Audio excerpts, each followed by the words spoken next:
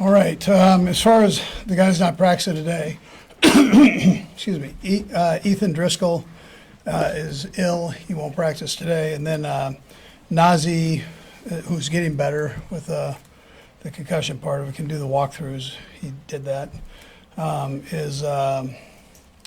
Is getting better. That he won't practice. So, and then Juju won't practice, but making progress. Mike Dana will be out there, and he will practice. Look forward to the challenge of playing Tampa Bay. We know they're a good football team, very well coached. I mean, Todd does a heck of a job with that crew.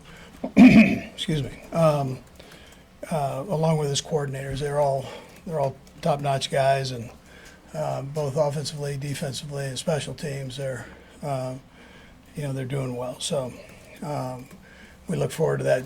Again, that challenge of prepping ourselves this week to get ready to play them. So. On Monday night, in particular, right here at GH Field at Arrowhead. So, anyways, with that, time's yours. What role do you see for Josh Uche?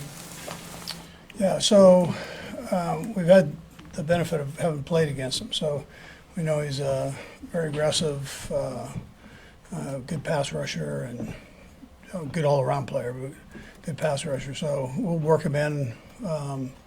With the defensive line, rotation-wise, as long as he can handle everything, and I wouldn't expect that he wouldn't. So, but he'll start today, working in there and getting used to what we do. Do you think he'll play on Monday? Yeah, I think there's a good chance. We'll see though. Andy, is there any update on Checo and whether or not he's getting close to activating him? He's getting there, but he's doing fantastic. I mean, he's really doing well, but we just, between the trainers and doctors and all of that, that's out of my hands there. So, but he's making great progress there. Same kind of question also about Charles and Minikue. Charles doing a good job too, working his tail off. Again, the surgeons that do their jobs, they have the feel of it, and so they're constantly evaluating these guys. And when they're ready to go, they're ready to go. I mean, that's how I look at it. But he's getting closer to answer both your questions, and both of them are. So. What was your need for a guy like Uche? Were you pretty happy with your pass rush when you guys weren't blitzing? Yeah, no, we know how important that position is, and adding him into the mix there, I think, is something that helps us as a football team. So. I tell you, that's why we did that. Andy, you know, going into this year, you guys really wanted to exploit more of the deep passing game. You obviously don't have the personnel, but anticipate you have.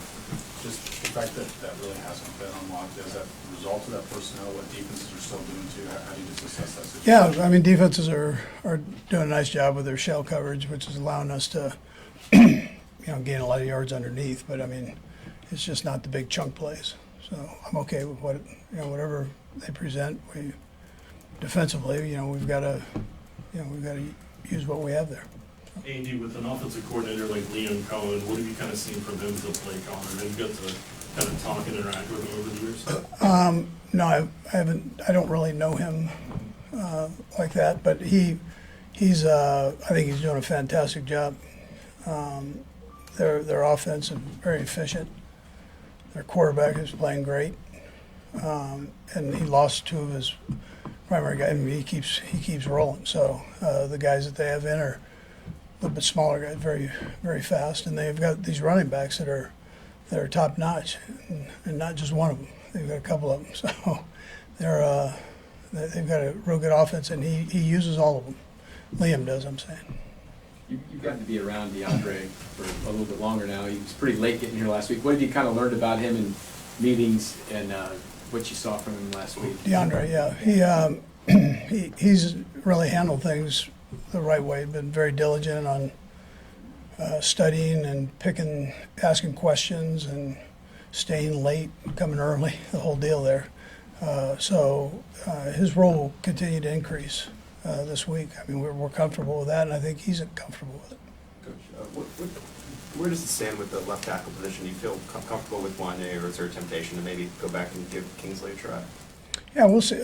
Listen, we feel both of them can be starters, so we're just right now it's gonna stay Wanye, but I mean, we, we're lucky to have two guys that are young and growing, and that are gonna be good Chiefs. Fine. Andy, Tershawn's tackle on fourth down, how much does that reflect broader growth that you've seen in him this season? Which one was that? Tershawn? Yeah, Turk. Turk's is one of those guys. Nobody practices harder. Nobody works harder than Turk. And he's not the biggest guy, but he's very He's physical and very strong. So, and has a great lower body for playing inside there, and utilizes all of it.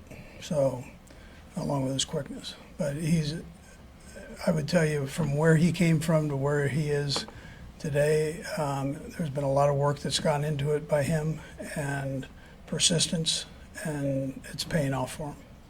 And just the defensive line in general, obviously a lot of things had to go right on the goal line stand, but the interior line, I mean, maybe it's self-evident, but how much are they responsible for making that Yeah, stand? absolutely. Yeah, no, that's a big part. It starts there. They've got to handle their business there, and then the linebackers and secondary, they all fill their gaps and have to do that job. But I mean, it was our D line. It starts with them. Coach, similar question to Nick, just what kind of unique challenge does Todd Bowles present you guys? Yeah, Todd, who I've had the privilege of working with, very, very intelligent, and played in the league a long time. He's got a great feel for defensive football, and he's got a variety of things he can do with it.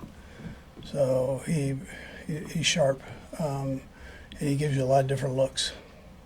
Go ahead. Did you? Yeah. Yeah. Is it a small thing to change your schedule from, moving the game to a Monday night? Is that a minor thing, or is that something that you normally would like to kind of have even more notice? Yeah, we kind of worked through some of those things in training camp, different scenarios, a Thursday game. And this year's a little different because we have games all over the place, but Thursday game and Monday night games, we kind of maneuver our schedule there to kind of fit this, so the guys are a bit used to it. So I would tell you, no, it's normally the back end of it that's a little bit tougher. Front end, you're okay. It's at the next game, as far as it's a shorter prep time. So you gotta look ahead, which we don't like to do. So. Andy, we're getting close to the halfway point of the season. From your perspective, what do you respect and appreciate most to what Patrick's done so far this year? Yeah, again, he's been playing great football. And you look back a couple years ago and teams would show you shell coverage, and he had to kind of get used to that whole deal. Now he sees it, handles it, gets it to his guys, gets the ball out of his hands. He's a great player. And he manages everything there. So it's like having a coach on the field. Sam? Andy, you knew coming into this year that the way teams would view you guys having won the last two. Obviously, the Raiders had a lot of intensity in that game. What have you just thought about? I know there's a long way to go, but the way that you guys have responded to that part of the challenge. Sure. Yeah, no, I thought that was great. That was a great game, great atmosphere. Both teams came ready to, fight, and that's it led to that, which was tremendous. Great for the rivalry thing that goes on. So, and so, you know how hard the guys work at this. You know how hard the coaches work at it. You want a challenge every week, and that's what you want. I mean, let's go. Let's see what we're all about, and it won't be any different this week. This is a good football team and one of the better teams in the NFC. So it's we got to make sure we have a great week of preparation. Last one, Neil. Coach, how sweet was it to get your tight end involved? You've gotten other tight ends, but to get number 87 involved in the way you were able to do that. Yeah, the last few weeks we've been able to get him in positions there where, and really where teams weren't doubling him as much. So, and some of it was the multi-formation that we were using in there that helped that. Some of it is Noah, just his production levels up. And you put both those guys in the game, and you got to be aware of them. So it's been great though to get him going.